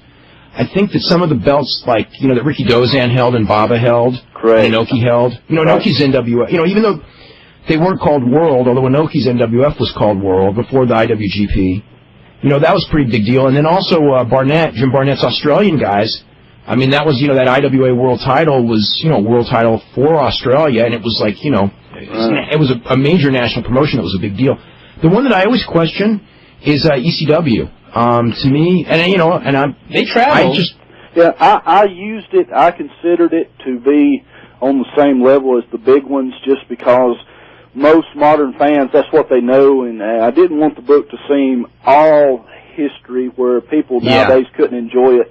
So ECW, I really have. Yeah, I know you put it in. I don't see where an ECW title is anywhere near as significant as, an All Japan or a New Japan when you got a national promotion on network television, or even a Mid-South or one of the top regionals, a good regional title in the territory, because, you're talking about some of those territories drew real money. ECW never really did. And, Mid-South, when they had national syndication, their viewership was tons bigger than ECW's ever was. Right, yeah, the UWF belt also I included in the minor section. Because, to me, the UWF was they were a much bigger promotion, certainly in their history, going back to Mid-South than ECW ever was. ECW was in the major section or the minor section? Major. Okay. Yeah. Mm-hmm. So, that's just my also, opinion. Inoki, talking about him, the major belts I took into account on him was IWGP and the WWF. He had a brief reign there in, 79, and he came in at number 20 on the list, but some of those IWGP things were when they were doing the annual tournament, so it's kind of misleading, too. So. Yeah, but he also did the NWF thing for exactly, 7 years, and in Japan, that was like, you're on network TV, and, he was the god exactly of, except for nobody. I was going to say Hogan, and that's not true. There's nobody that was bigger than Inoki. When he was fighting Ali and Willem Ruska and all those people, even though he didn't get the top Americans, because Baba had all the top Americans of that era, worked for him, or most of them. But anyway, that's from Fred Heisen, who says, WWF.com has a poll on their website asking fans to name the new WCW television show on TNN. Here are the names that they have on their poll. WCW Saturday Nitro, which is probably the number one contender, WCW Hot Box, WCW Uprising, WCW Late Night Appetite, WCW Hard On. Seriously. No way. Yes, I'm not making this up. And WCW Primal Urge. So those are the names. Horrible. I know all those stuff except not. Well, Nitro's a traditional one. Probably win. There's a few questions here for Karl from Dancer Patel in Seattle. Yeah. He goes, what was the most significant event in the genesis of pro wrestling before 1900? Before 1900, it would have to be something involving William Muldoon, without doubt. Probably his, I'll tell you exactly what it was. Richard K. Fox launching National Police Gazette, without question. Okay. What does the success of Frank Gotch owe to Farmer Burns taking him under his wing? Probably all of the success. Yeah, a great deal. Well, I don't know. Fox was pretty instrumental in getting his name out there, too. Richard K. Fox was, he was a major power player back in circa 1900. He pushed Muldoon hard, and also Gotch. In fact, he published a book for Gotch on his wrestling, and I've got a photo of that book in the latest newsletter and some information about it. He was, he wasn't a promoter, but gosh, he was definitely to wrestling in 1900 what I guess the after mags were in the early 80s, and I guess what the Observer is today. How else are you going to know about these guys if somebody's not, putting it out there? And this is pre-TV, so people read back then, and he was a power player. Yeah. This is one. What is your opinion? Actually, that's what my opinion is as well. On the 1911 Gotch Hackenschmidt knee injury. Mike Chapman says it was all made up by Hackenschmidt later on. There was no such hooking incident involving. I can tell you why. I can tell you why I don't buy that one, and I got a really good reason for that. And that is that Hackenschmidt was a famous weightlifter. And Hackenschmidt was, and that was his passion. He was the number one weightlifter in the world. And Hackenschmidt could never lift heavy weights after that match. And, so to me, that's a pretty good indication that he got his knee blown out. Now whether it was Ad Santel or Ben Roller or whatever it was, Lou Thez swears by that story. The Ad Santel story, yeah. And everyone used to say that there's no way it was true. And then all of a sudden, they've uncovered that Ad Santel was definitely around then. Oh, yeah, Because originally everyone thought that Ad Santel wasn't even around in those days. No, I dispute that myself. But Lou Thez, he wouldn't have got the story firsthand, but he sure would have got it secondhand. No, Lou would have got it firsthand. Luthez was trained by Ad Santel. Oh, really? Luthez was trained by Ad Santel. Ad Santel's the one who told him the story. Yeah, okay, yeah. Santel was still. Okay, yeah. I guess if anybody would know, he would. I mean, because he's like the last connection to that whole era, and I don't see why he would gain by making anything up about it. Yeah, but he will push his trainers as legends, though. Oh yeah. I mean, I've read Hooker, so it's. Yeah, I mean, that is one of the thing. He was going to get Lewis over his. Although there's people. He's been on the show and stuff and talked about guys who could have beaten Lewis. He said Jim Browning, and I think that was the only one he actually said. He said Stecker may have been better than Lewis, actually. So, Okay, here's a quick little piece of trivia from that same era. This is also from the book. Who are the only 3 wrestlers to defeat Frank Gotch between 1905 and 1913? Got any idea? Oh, I'll know him pretty. Let's see. There's Fred Beal. Fred Beal, that's correct. Tom Jenkins. Correct, 1905. And I don't know the third. Number 3 was Stanislas Zbyszko in 1909. That's the only. But that was sort of a handicap match thing. Yeah, correct. It was based on falls and stuff. He had several draws where, it was handicap rules, but those are the only 3 to, get a decisive victory. They did a handicap match to build up a later world title match with Stanislas Zbyszko. Right. And every match in those days was not a work, right? Oh, no. I mean, when you look back at the way they did programs and the newspaper there were newspaper stories that are so skeptical, and it's like, so, Oh, yeah, I'm sure. I do believe that both Gotch Hackenschmidt matches were real, but I mean, I've looked at newspaper stories from like 1909 and stuff, and they basically say, 98% of the pro wrestling matches now are worked, but some of them are still shoots. Oh yeah, even pre-1900, some of the, I was talking about McLaughlin earlier, James McLaughlin. Some of the newspaper articles about his matches around the late 1880s, and even earlier, specifically stated in there that there was no question as to the legitimacy of this match, and that clearly indicates that there must have been. There is question. Yeah, there was question about some of them. Yeah, so, even before 1900, there was a lot of it. I'm sure from the beginning of time there has been. Almost on par with boxing today. So. Yeah. This is from Garen Shea, who goes, I was wondering exactly when the WWF purchased Georgia Championship Wrestling in 1984. You mentioned there was a court fight going up until the day the deal was done. The TV shows prior to Black Saturday, July 14th, gave no indication that was going on. I know that, I had in the Observer back then, like at least a couple of months before that this was going down. So I would say probably a good 2 months before it happened, the purchase actually took place. So anyway, I don't remember the exact details. Let me see.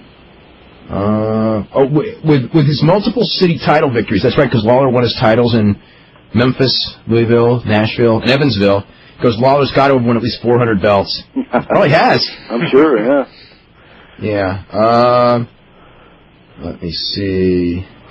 I'm so looking forward to the New Blood angle in WoW. Oh my God! Imagine that. They'd have to bring in some old people though to make it work. Mae Young. Yeah, Russo's ratings are going to outrate the Chicken Grill infomercials for at least the first 7 minutes of the Terry Gold Slam Dunk KFC Chicken on a Pole match. I can't wait for the shoot angles in WoW. Oh, please, guys! I heard you guys say yesterday or the day before there was going to be no more Russo talk till he done something. Well, we get emails. What can I say? Come on! Oh, he's so horrible. Let's see. Did Larry Lane go to West Texas State? That's an interesting one. He was a college wrestler. Mm-hmm. He wasn't a football player, and he may have. I don't know. The majority of the information on that particular one came from Terry Funk. Terry Funk. So, and I think he compiled it from some yearbooks, and he didn't make mention of it. But again, he could have, accidentally left somebody off. I don't know. I don't know. This is from. I personally think WWF has to upset its salary structure and get Goldberg. Okay. Let's see. Do you ever see China getting the Intercontinental title back? No. No. Do you think that in order to get Paul Heyman to join the WWF's creative team, that Heyman demanded the color job on Raw, so Lawler became the sacrificial lamb? No. I don't think he wanted that job. No. Has Steve Austin ever refused to do a job or put over other WF talents? Yeah, he definitely refused to do a job for Rock when he was supposed to drop the Intercontinental title. I was thinking back. I think Austin is the guy that threw the belt off the bridge, because that was right. He threw the belt off the bridge rather than right. Yeah, okay. And then he had the problem with Jeff Jarrett too, didn't he? Yeah. I don't think it was so much. He refused to work with them. That was never. I don't think they ever asked him to do a job for him. They never even got close to that far. How old is Bill Goldberg? Bill Goldberg would be 34. Why is he so highly regarded? Because in 1998 he was over like crazy, and people remember that, and they still chant his name. He goes, I see him as a white Ahmed Johnson. Oh, no, come on. No, I don't think so either. Both had great intensity in the ring. Both were pushed like monsters, and both were exposing their mic work and heel turns. They both. And one drew money. Yeah, and Ahmed never. And Goldberg could work some. I mean, even though he was young. Yeah, Ahmed was so clumsy, and Goldberg is dangerous, but it's a different way. Not that it's better. Both Ahmed and Goldberg injured themselves and others in the ring. I see a lot of comparisons between the two. Will Shawn Michaels be sent to the WCW division? I seriously doubt it. Let's see. Let me see. When I watch like Goldberg and when I watch Ahmed Johnson, I was afraid that Goldberg was going to kill somebody else. I was afraid Ahmed would kill himself and his opponent. If Goldberg he would do like those crazy dives over the top rope and land on his head on the floor, and I thought, this guy ain't going to make it. If Goldberg had somebody really good to train with, he could have turned out to be. I mean, there was definitely potential there. Oh, awesome potential. He worked with Flair every night on the road. And Bret Hart, except you know. But at that point, WCW didn't care. I mean, they had a big name, big pop, and were going with it. So, who cares if he could actually turn out? Let's see. What's Super Crazy status? Why aren't AAA or EML using him on television? Well, it's because he's in Puerto Rico right now. Is Paul going to try to get him into WCW? It's not up to. I mean, they may. I wouldn't be surprised to see him. It's just kind of up in the air as far as him. The problem is that there are people in WWF that have a mind block when it comes to Mexican talent, and he's Mexican talent. Let's see. I hope he does, though. This is someone who goes, in the interest of fairness and maintaining integrity, I think you should clarify your statements concerning Vince Russo's statement on his website. He never said the botched bikini segment beat the return of Austin on Raw. Just the segment popped a higher rating than any other segment that night. That may be true. I'll have to look that one up. His point is that women can draw ratings in the male-dominated field of pro wrestling. That's true. I mean, Sable drew huge ratings. I could have sworn he said that segment beat the return of Austin. I have it. I have it here. I'll check it out after the show. Okay. He stated that Sable was the second most over person in the WWF during her stay, and that garnered a lot of jealous feelings. There's a question of what over means, but Sable at one point was the biggest ratings draw in the WWF, and that's for sure, for about a 6-month period. And Sable was a big star there and a big merchandise seller. I don't think Sable was the second biggest pay-per-view or ticket seller at any point, though, and that's really the determination of over. But she did draw ratings, leading to an unfortunate situation. I only bring this to your attention because I assume you want to be objective in your commentary, and you strike me as an honest guy in an industry that truly lacks integrity. Russo may be a buffoon, but not everything that comes out of his mouth is crap. Now, that's true. Not everything that comes out of his mouth is crap. But... let's see. Sawa is a fool. Akiyama's the future of the company, and what does he do wasting? Hey, I want to tell you something about that. They have a show on Sunday, Easter Sunday, at the Ariake Coliseum. They need to sell tickets for it, and Misawa versus Vader sells more tickets than Akiyama versus Vader. That was the right decision. I mean, I knew that when that result came in, that people would go, he didn't put the young guy over and all this. Everything in the right situation at the right time. In this situation, Misawa had to win. It would have been a dumb booking decision for Misawa to lose because it would cost him money on the big show, and that's what they're building for, Sunday's big show. One more thing. How would Dory Funk Jr. versus Jack Briscoe compare with Flair and Steamboat in terms of match quality? It seems like these two are always called the greatest feuds ever. I was wondering which you thought was better and why. That is so tough because you're talking about different eras. If you watch tapes of both today, Flair and Steamboat would be much better because it's more modern. Absolutely. But Funk and Briscoe was the standard great wrestling match of the early 70s, and Flair and Steamboat was the standard great wrestling match of, the late 70s and throughout the 80s. I think that Briscoe and Funk was bigger in more parts of the country during the regional days of wrestling. Because that went, that spread across every territory almost, and drew everywhere. and was the #1 world title program. But, Flair and Steamboat, as far as drawing money for more years on and off, they started that feud probably around 76, and they were still doing it in, 94. I mean, Funk and Briscoe feuded for a long time, but the real big money singles feud was probably 1970 to maybe 75. So, I don't know, Karl, what's your thoughts on comparing Flair and Steamboat with Funk and Briscoe? Well, I was a big fan of the Flair Steamboat era. I mean, that was great. And it really is comparing apples and oranges, truthfully, because the styles were so different. I saw some of the Dory Funk Jr. Briscoe matches, and for the time they were something. But if you were to sit down today and watch them on tape, you'd definitely want Flair Steamboat. I mean, that's no disrespect to those guys either. I mean, that for the day, that was something else, and the programs meant something and were very interesting. But as far as match quality goes, compared to what you see today, Flair and Steamboat would stand strong with anything. Yeah, I mean, one thing, people will talk about, classic guys from the 50s, but just because of the style of wrestling, if you ever watch 50s tapes, I mean, they're not going to be as good as these matches today because the style didn't evolve. I mean, generally speaking, with exceptions, say, Tiger Mask and Dynamite Kid, who were ahead of their time, but generally speaking, the more modern the match, the better the match. By today, if you're, more action and things like that, but, they were the classic feuds of their time. I mean, to me, probably Misawa Kawada was better than Flair Steamboat or Funk Briscoe, which was the classic feud of, say, the mid-90s, but, again, the style had advanced. Okay, we've got Raw ratings. It got a 5.4, so it was down a little bit from last week. The main event with the Hardys and Lita against Stone Cold, Triple H, and Stephanie did a 6.0, which was the second highest rated segment. The Vince and Linda interview did a 6.2. Oh. And where did that recap? The recap did a 5.1. The 15-minute recap of the thing from the week before, which actually, I don't know. I mean, it's what it was. It doesn't really say anything one way or the other. They really dropped down to a 5.3 for Val Venus and Raven. Sucks to be them. Let's see. We got some more names, because I can't believe the names the WF has put on their poll. Except for the original Nitro name, everyone is awful. I've got some better ones for you. WCW Tradition is dead. WCW Saturday Night Monopoly. WCW Piss Off. Yeah, okay. WCW Saturday Nitro Live. That's a good one. WCW Buyout. And another one. WCW Orton is Nitro. I don't get that one.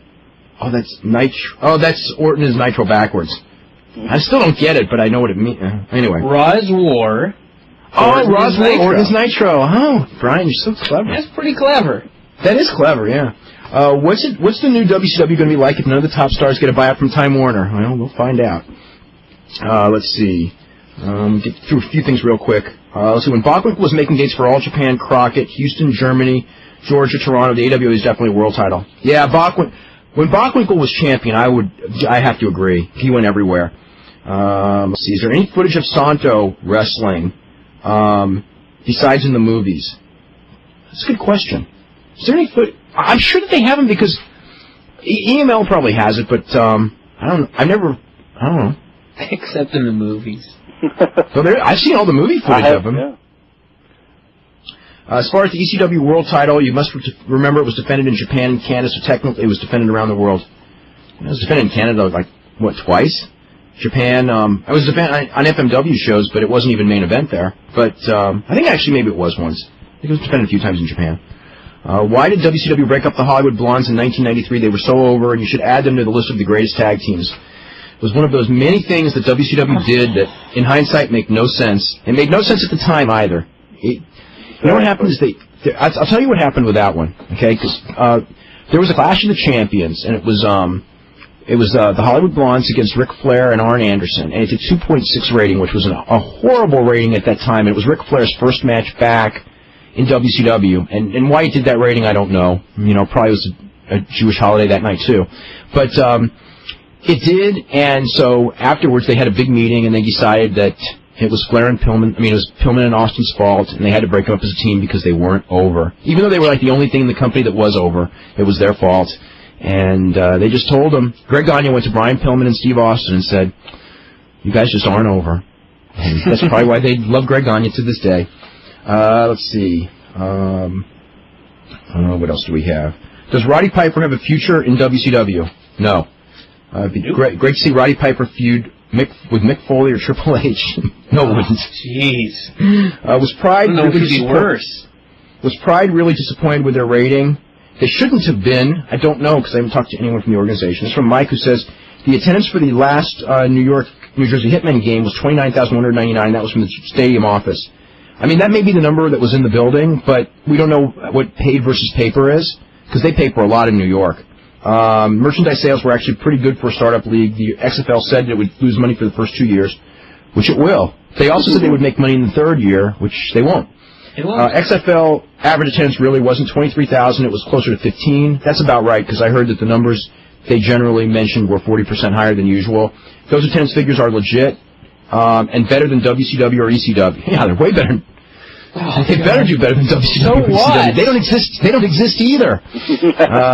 Plus, with football's got to outdraw wrestling because you're doing a stadium and you're only doing 5 home games. Wrestling's doing, should do like 150, 200 dates a year. They're not going to average as much doing that many dates.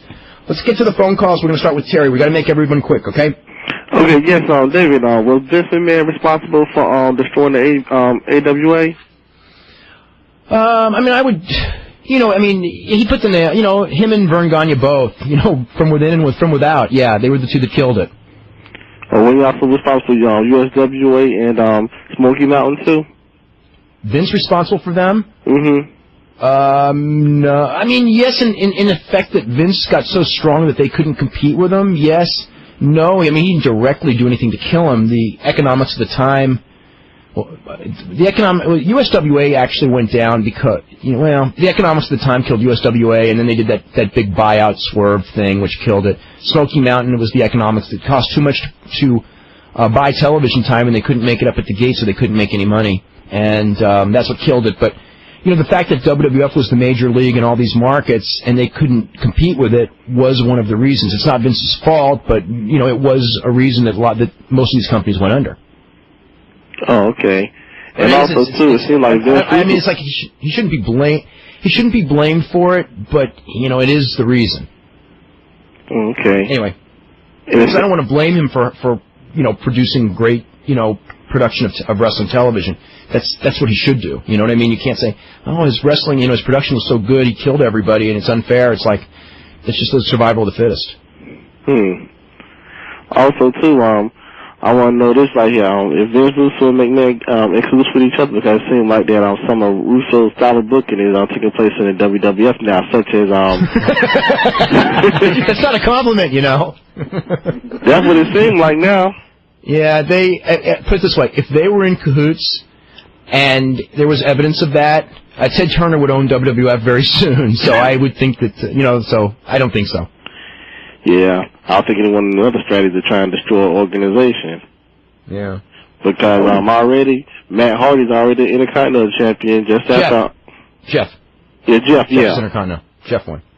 Yeah, it seemed like something Russo would have done. It seemed like they're slipping on the booking a little bit since they ain't got no competition. No, that's something he would have done. I mean, I'm not saying Russo wouldn't have trying to put a young guy over. It's not like they were putting over. God, they need to put they need to put a young babyface over in the worst way. Yeah. That was the guy they picked. There's people who think he's going to be the new Shawn Michaels, and hey, he's a talented guy. I don't know that he will be. That for a long time though. It's a tough man to live up to, but he's a hardworking guy. He's people love him, so what the hell? Give him a chance. I mean, if it works out, cool, and if it doesn't work out, nothing ventured, nothing gained. They could have started out with the European title or the lightweight belt.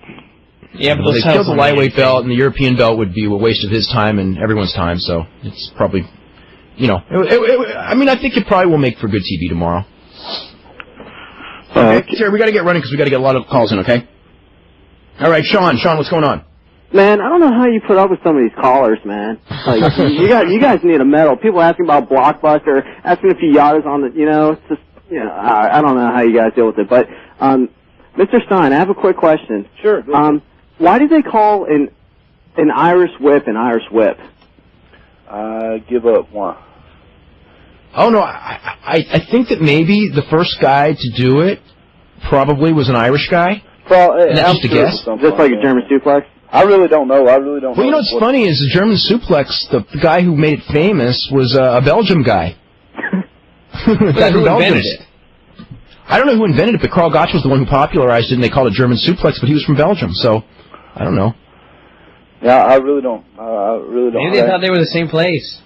You know what's funny is you know something that's funny is like in the 80s and 90s there's the move. I don't know if I've never seen you actually do it, Brian, but you know the underhook arm drag. It's not like an arm drag. Ricky Morton used to do it all the time, so Karl, you'd remember that. Mm-hmm. You know, and they used to call it the Mexican arm drag. And I swear I watched Mexican wrestling for 20 years. I never saw that move once, but it was always called Mexican arm drag.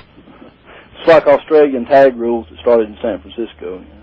Is that where they started? I think so. Who knows? You know. I mean, the Fullers always claimed it was their grandfather or great-grandfather that started it, and so that probably was not Australia. But the Australians also claimed that they started it, too, so who knows? I thought it was just a gimmick for the Well, they got to claim something. Yeah, I just always wondered, and I figured, you know, since you had the historian on, I thought, you know, I do have one more comment.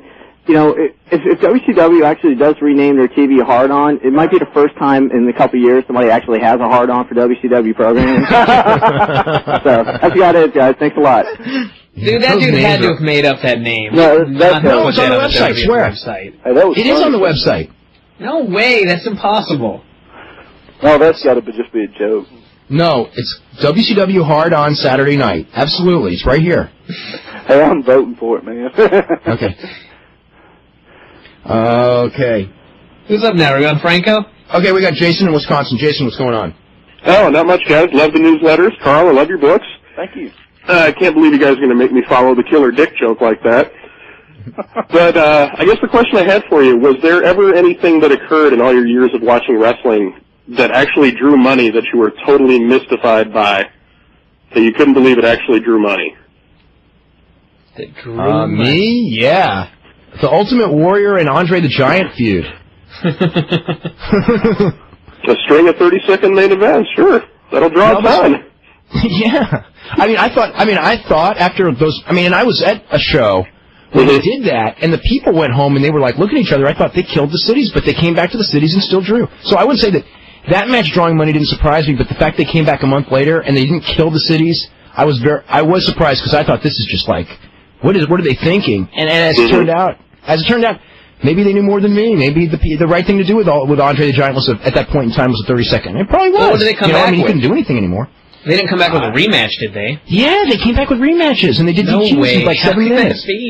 And wasn't that during the time where they were running almost triple shots on the weekends? Running like 8-9 shows a week? Yeah, they did. When they did the now I saw one of the comebacks where they did the 7-minute match. Now that was hideous. People are probably, man, we should. Andre the Giant that 30-second match again. Yeah, Andre was basically almost wheelchair bound by then. He could barely stand up, and Ultimate Warrior was obviously great at carrying matches. Wow. I don't know. Karl, I did have one more comment about explaining why Vince and Linda will ultimately get back together. It'll be the same explanation they give when Vince decides to hold up the XFL championship and then fold the league. He doesn't know it's an explanation. All right, thanks for your shows, guys. Bye. Okay, you're very welcome. Any other calls? We're going to go to emails. Okay, what is Jim Ross's age? God, I had that in the, I don't remember off the top of my head. I'm thinking about 50-ish. When I did the Hall of Fame thing, I had his birthday, but I don't remember it off the top of my head. But, yeah, late 40s, maybe 50. Are all of HBK's trainees in Memphis signed to WF developmental deals? Yes, they are. Is Shane McMahon's real name Shane Brandon or Andrew Shane McMahon? I don't know. Any chance of the Nitro Girls in the WWF? Well, Stacy Keibler would be the only one. Can you explain the recent direction of the Triple H character? He wins a 2 out of 3 fall match against his hated enemy. He loses cleanly the Undertaker. He aligns himself with his hated enemy, and then he wins Jericho's title and loses Jeff Hardy. What's up? They book week to week. That's what's up. Let's see. Hey, Dave, I know we're running close on time. Don't forget, I want to get those Observer newsletter things in, too. So. Why don't you do that right now? Okay, yeah. Here we go. Real quick, also, I want to throw my addresses out there for folks. Go write them down real quick. Best way to order if you've got a credit card, go to kayfabemagazine.com, click on the story about this show, and go to my website and order it. If you got a pen and want to go straight to my website, it's www.angelfire.com/AL/Dragon King. That'll take you there, and also you can get there through the Pro Wrestling Connection. We were having some problems earlier, but I'll write for them too. But here we go. 5 greatest issues ever of Wrestling Observer newsletter. Number 5, the Brian Pillman tribute issue when he died. Number 4, Andre the Giant obituary issue. Number 3, Death of a Dynasty, Kerry Von Erich from 1993. Number 2, the original Hall of Fame issue from 1996. And number 1, in my opinion, the greatest issue Observer ever was the Bruiser Brody obituary issue. A lot of people say, to me, I would say number 3. Really? I don't think so. When I was done with that one, I thought that, you know what, the other one that I personally really liked was, just after finishing writing it, was the one when JYD died. Yeah, that was a really good one. The reason I put Brody at the top is because in 1988 there was nowhere else to get that kind of insider information. I mean, you had to either get it out of the tabloids or the after mags, and that was the only place at the time to get something truthful on it. So that's why I thought it was, because by the time Junkyard Dog died, there was a proliferation of different newsletters out there and while you may not could have got the exact same thing, you could have got at least the news. The Brody thing was, that was the only place to go to get the whole real story. So that's why I gotta tell you about that issue, the Bruiser Brody issue was really weird because that's before I had I guess before there was computers and everything. So I typed that one on a typewriter, and I sat in front of the typewriter from like 7 o'clock at night to midnight and did not even have a first sentence. I just sat in front of the typewriter. And then at midnight, I came up with the lead, whatever it was, which I don't remember. And from midnight to 4 a.m. on a Saturday night, I did that issue with, like, no rewrite, no editing, no nothing. Wow. And when I did it, I didn't know if it was going to be good or bad. And when I came back, I mean, most of the reaction, 90% of the reaction was really, really good. And at the time, it was like the first issue that I did that I thought was really, really good. It was because it was the first obituary. We never did one like that before. Yeah. But there were a lot of people who were just going like, how could you devote 7 pages of our issue, to one story? And what about all the other news? I was amazed at again, at 10% of criticism. Wow. Now, if, like when somebody dies, if I devote, like with Owen Hart, when Owen Hart died, I mean, there's nobody complained about that. Yeah. Hey, I do want to throw out real quick, the people who order the book do get a free copy of the Dragon King Update Report newsletter. I don't know which issue you'll get, but you will definitely get one with the book, so good chance to check it out, too. Okay, we are just about out of time. I just want to read one more email about Shawn Michaels from John, who goes, was Shawn Michaels supposed to drop the title Sid the night he lost his smile? Yes. If so, then why? Because they were not booking smart that year. What would have been his role in WrestleMania 13 if everything went as planned? He would have wrestled Bret Hart in the match that Steve Austin ended up in, and he would have lost that match, which is why his knee didn't recover until about a month later. I can't see them choosing Sid over Shawn for the WrestleMania title defense, and let me tell you something.